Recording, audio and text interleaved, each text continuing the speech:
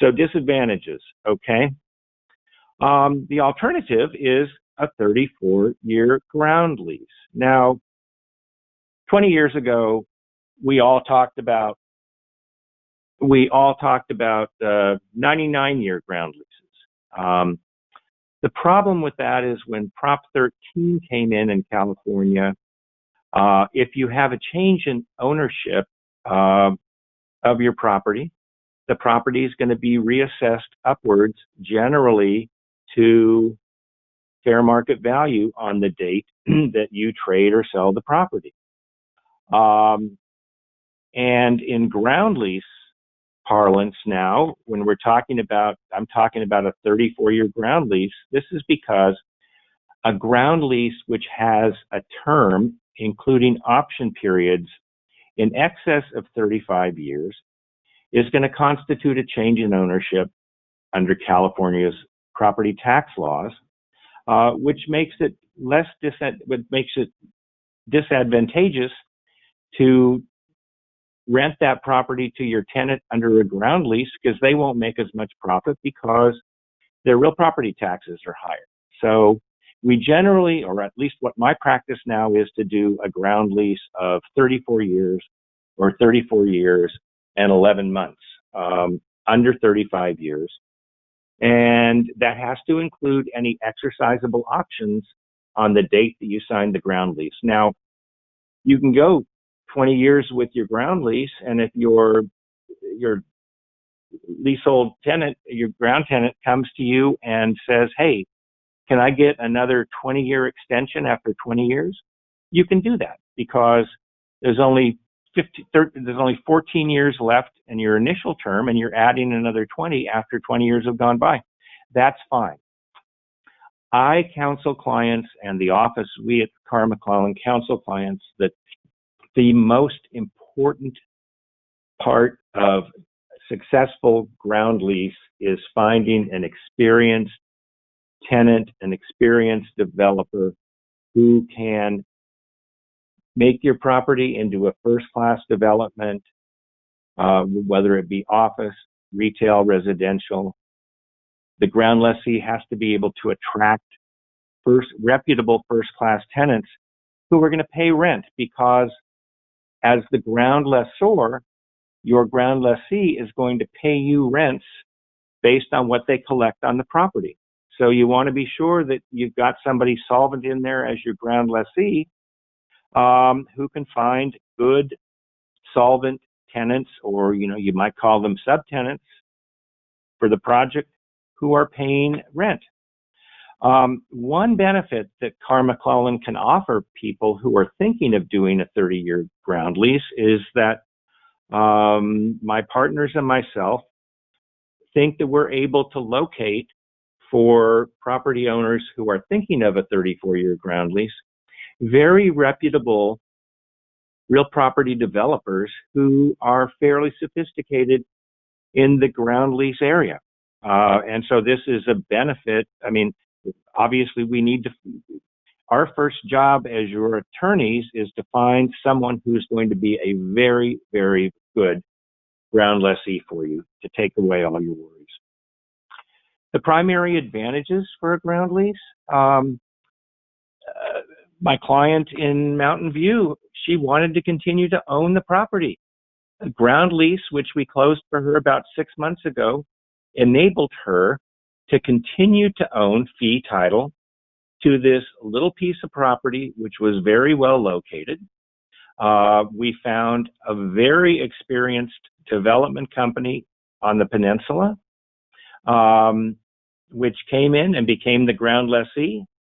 They are going to do some moderate redevelopment to this 2-story building. They may take it up to 5 stories. And she's happy she's continuing to own the property. She's also happy that she's relieved of the ownership responsibilities of developing, managing, and leasing the property, because under the ground lease, generally, all these responsibilities will pass to the ground lessee. If you're a ground lessor, if you're the landlord under a ground lease for 34 years, generally you will have a very, very passive role because it's your ground lessee, the tenant that you lease to, who's going to be effectively having all the indices of ownership while the ground lease continues. The beauty of the ground lease is that if you've got a good developer and you get good underlying tenants in your property to support the ground lease payments that are paid to you, you can negotiate a very favorable monthly ground lease rent. I've done these two ways. First is fixed minimum rent with rent increases. I'm working on a ground lease, which I think that we will probably sign up for the clients in the next 2 weeks down in San Mateo.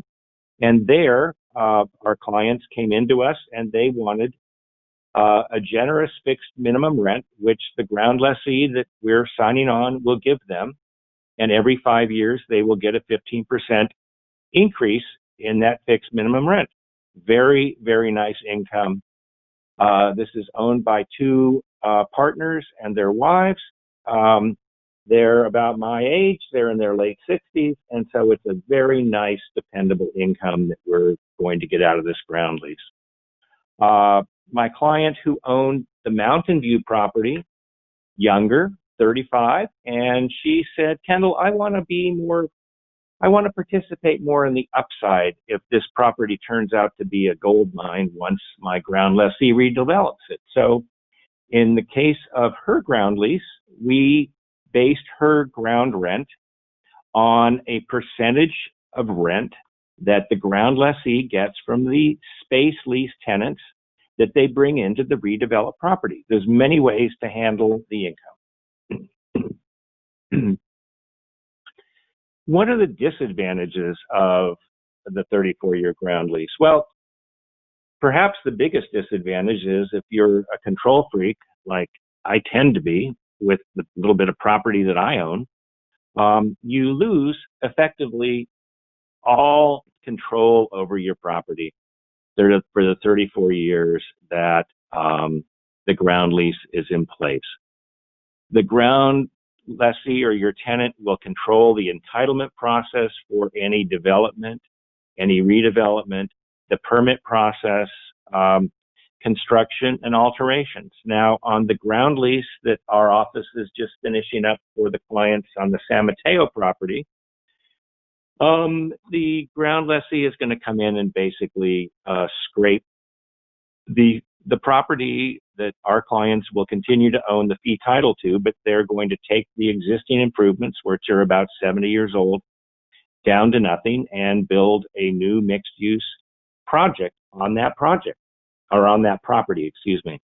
Our clients understand that they will have next to no control over the entitlements, the permits, what's developed there. Of course, we have restrictions in the ground lease itself as to the minimum level of development and the type of development that can be the replacement buildings on this San Mateo block of property, but we don't have much control beyond that. We can establish parameters, but that's about it.